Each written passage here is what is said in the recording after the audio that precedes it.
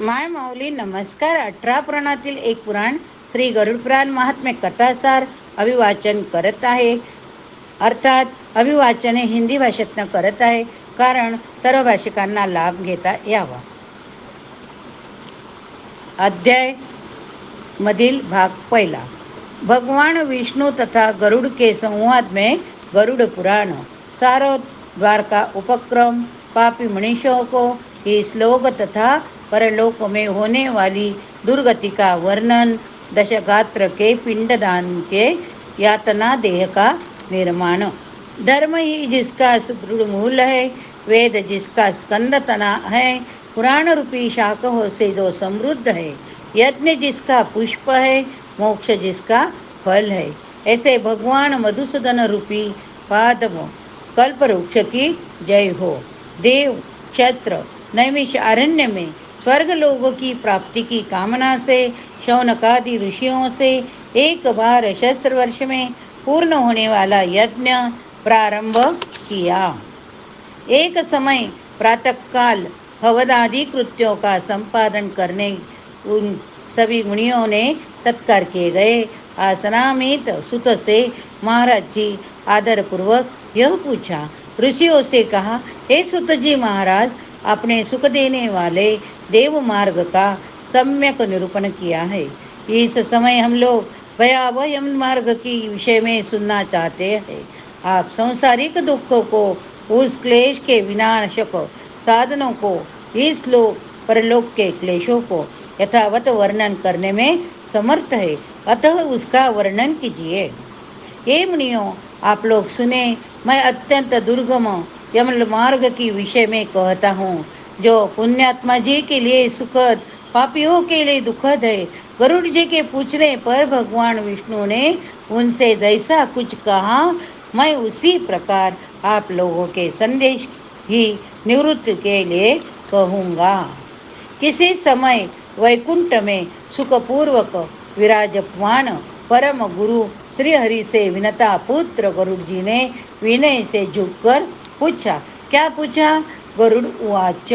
गरुड़ जी ने कहा, हे सुदेव, आपके भक्ति मार्ग का अनेक प्रकार से मेरे समक्ष वर्णन किया और भक्त को प्राप्त होने वाली उत्तम गति के विषय में भी कहा है. अब हम भयंकर मार्ग के विषय में सुनना चाहती है. हमने सुना है कि आपकी भक्ति से विमुख प्राणी वही नरक में जाते हैं.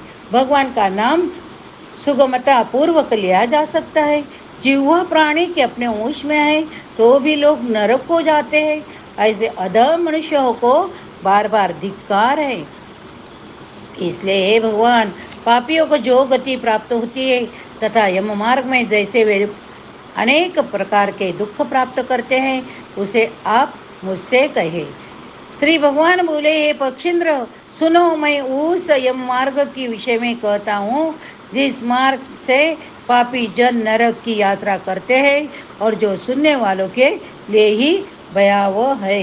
हे ताक्ष, जो प्राणी सदा पाप परायण है, दया धर्म से रहित है, जो दुष्ट लोगों की संगति में रहते हैं, सत शास्त्र सत्संगति से विमुख है, जो अपने को स्वयं प्रतिष्ठित मानते हैं, अहंकारी है तथा धन और मान के मद से चूर है, आसुरी शक्ति को प्राप्त है, दैवी संपत्ति से रहित है, जिनका चित्त अनेक विषयों में आसक्त होने से भ्रांत है, जो मोह के जाल में फंसे हैं, कामनाओं के भोग में ही लगे हैं, ऐसे व्यक्ति अपवित्र नरक में गिरते हैं. जो लोक ज्ञानशील है वो परम गति को प्राप्त होते हैं. पापी मनुष्य दुख पूर्वक यम यातना प्राप्त करते हैं. पापियों की इस लोक में जैसी दुख की प्राप्ति होती है और मृत्यु के पश्चात वे लोग यम यातना को प्राप्त होते हैं, उसे सुनो. यथोपार्जित पुण्य पाप के फलों को पूर्व में भोग कर कर्म के संबंधित से उसे कोई शारीरिक रोग हो जाता है. शारीरिक रोग हो जाता है. मानसिक रोग, शारीरिक रोग से युक्त तथा जीवन धारक करने की आशा से उत्कंठित उस व्यक्ति की मां जानकारी के बिना ही सर्प की भांति बलवान काल उसके समीप आ पहुँचता है. उस मृत्यु की संप्राप्ति की स्थिति में भी उसे वैराग्य नहीं होता। उसने जिनका भरण पोषण किया था उन्होंने द्वारा उसका भरण पोषण होता है। वृद्धावस्था के कारण विकृत रूप वाला मरणाभिमुख वो व्यक्ति घर के अवमानना पूर्वक दी हुई व्यक्ति को वस्तु को कुत्ते की भांति खाता हुआ जीवन व्यतीत करता है। यह रोगी हो जाता है, उसे मंदाग्नि हो जाती है, उसका आहार उसकी सभी चेष्टाएं कम हो जाती है। प्राण वायु के बाहर निकलने समय आंखें उलट बन जाती है, नाड़ियां कफ से रुक जाती है, उसे खांसी श्वास लेने में प्रयत्न करना पड़ता है तथा कंठ से गुर्र गुर्र से शब्द निकलने लगते हैं। चिंता मग्न स्वजनों से घिरा हुआ सोया हुआ वो व्यक्ति कालपाश के वशीभूत होने के कारण बुलाने पर भी नहीं बोलता। इस प्रकार कुटुंब के भरण पोषण में निरंतर लगा रहने वाला अजितेंद्रिय व्यक्ति अंत में रोते बिलखते बंधु बांधवों के बीच उकट वेदना से संज्ञा शून्य होकर मर जाता है। हे गरुड़, उस अंतिम क्षण में प्राणी को व्यापक दिव्य दृष्टि प्राप्त हो जाती है, जिससे वह लोक परलोक को एकत्र देखने लगता है। अतः चकित होकर वह कुछ भी कहना नहीं चाहता। यमदूतों की समीप आने पर सभी इंद्रियां विकल हो जाती है, चेतना जड़ीभूत हो जाती है, प्राण चलायमान हो जाते हैं। आतुर काल में प्राण वायु के अपने स्थान से चल जाने पर एक क्षण भी एक कल्प पे समान प्रतीत होता है। 100 बिच्छुओं के डंक मारने से जैसी पीड़ा होती है वैसी पीड़ा का उस समय अनुभव होने लगता है। वह मरण सन्न व्यक्ति फेन उगलने लगता है और उनका मुख लार से भर जाता है। पापी जानों के प्राण वायु गुदा मार्ग से निकलते हैं। उस समय दोनों हाथों में पाश दंड धारण किए हुए नग्न दांतों को कटकटाते हुए क्रोधपूर्ण नेत्र वाले यम के 2 भयंकर दूत समीप में आते हैं। उनके केश ऊपर की ओर उड़े जाते हैं। वे कौए समान काले होते हैं, टेढ़े मुख वाले होते हैं, उनके नख आयुध की भांति होते हैं। उन्हें देखकर भयभीत हृदय वाला मरणासन्न प्राणी मलमूत्र का विसर्जन करने वाला लगता है। अपने पांच भौतिक शरीर से हाय हाय करते हुए निकलता हुआ तथा यमदूतों को द्वारा पकड़ा हुआ अंगुष्ठ मात्र प्रमाण का पुरुष अपने घर को देखता हुआ यम ये दूतों के द्वारा यातना देह से ढक करके गले में बलपूर्वक पाशों से बांध कर सुदूर यम मार्ग पर यातना के लिए उसी प्रकार ले जाया जाता है। जिस प्रकार राज्य पुरुष दंडनीय अपराधियों से ले जाते हैं उस प्रकार ले जाते हुए उस जीव को यम के दूत तर्जना करके डराते हैं और नरकों के तीव्र भय का पुनः पुनः वर्णन करते हैं, वर्णन सुनाते हैं। यमदूत कहते हैं, रे दृष्ट शीघ्र कचल, तुम यमलोक जाओगे। आज तुम्हें हम सब कुंभी पाक और नरकों में शीघ्र हो ले जाएंगे। इस प्रकार यमदूतों की वाणी तथा बंधु बांधवों का रुदन सुनता हुआ वह जीव जोर से हाहाकार करके विलाप करता है। यमदूतों के द्वारा प्रताड़ित किया जाता है। यमदूतों की तर्जनियों से उसका हृदय विदीर्ण हो जाता है, वह कांपने लगता है। रास्तों में उसे कुत्ते काटते हैं।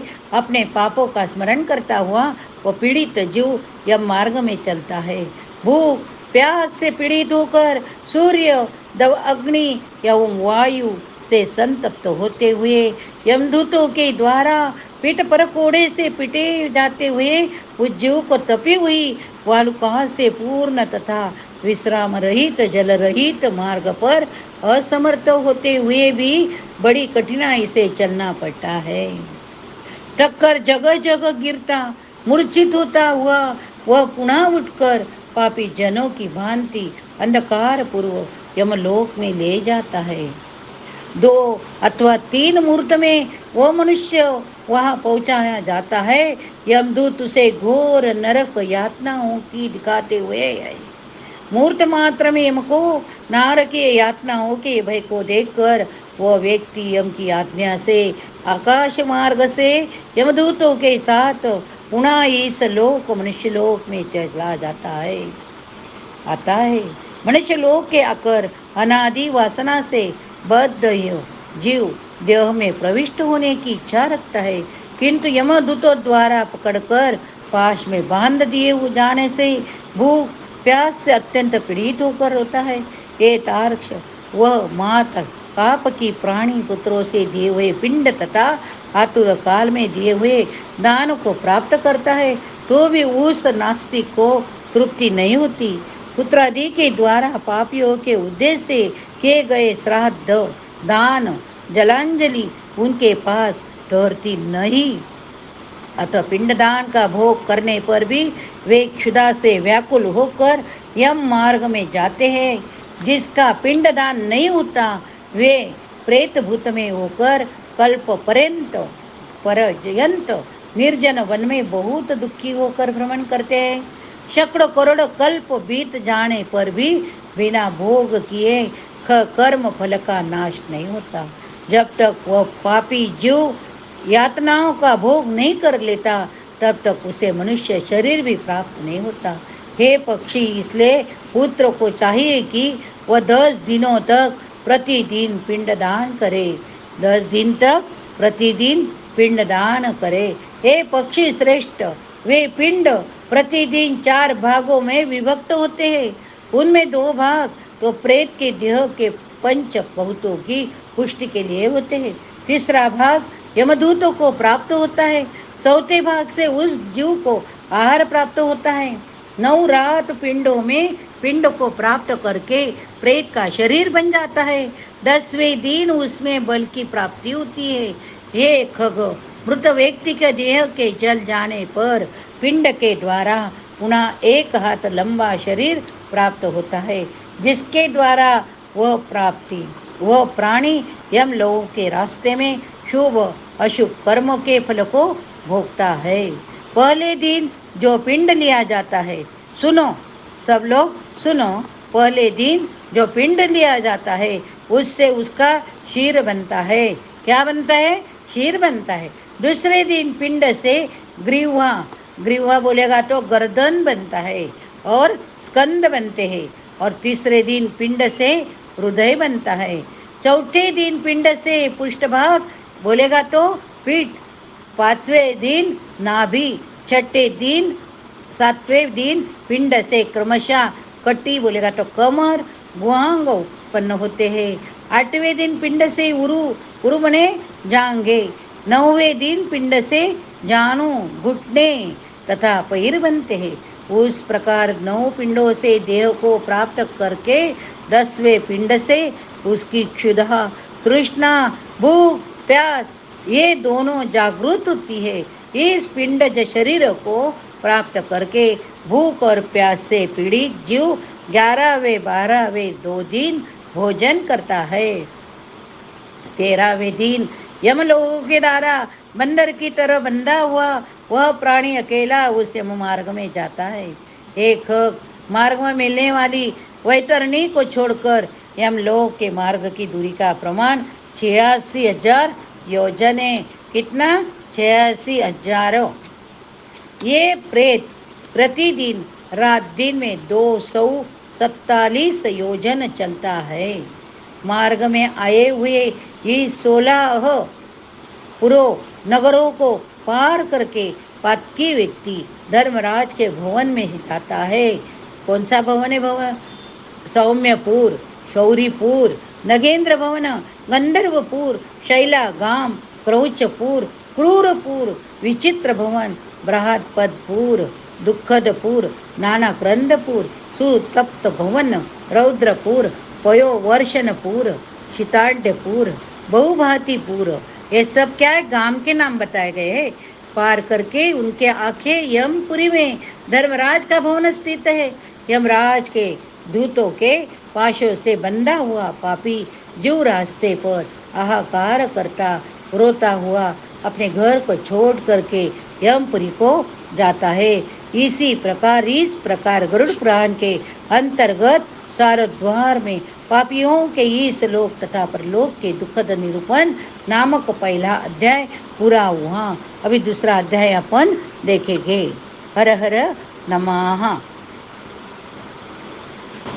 त्वमेव माता च पिता त्वमेव त्वमेव बन्धुश्च सखा त्वमेव विद्या द्रविणं त्वमेव सर्वं मम देव देव।